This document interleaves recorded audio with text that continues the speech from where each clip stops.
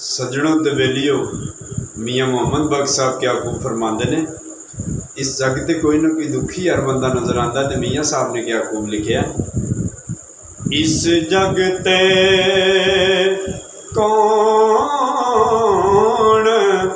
वे सुख अंदर,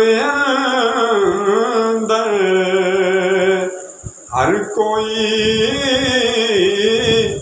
दुखियारा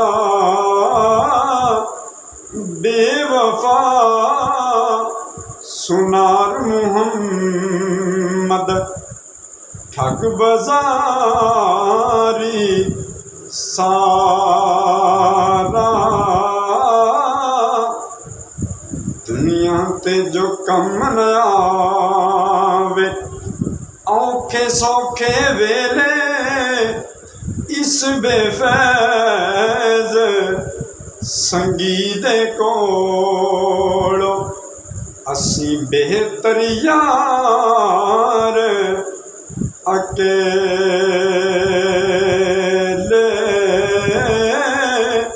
वीडियो अच्छी लगे चैनल में जरूर सब्सक्राइब करें।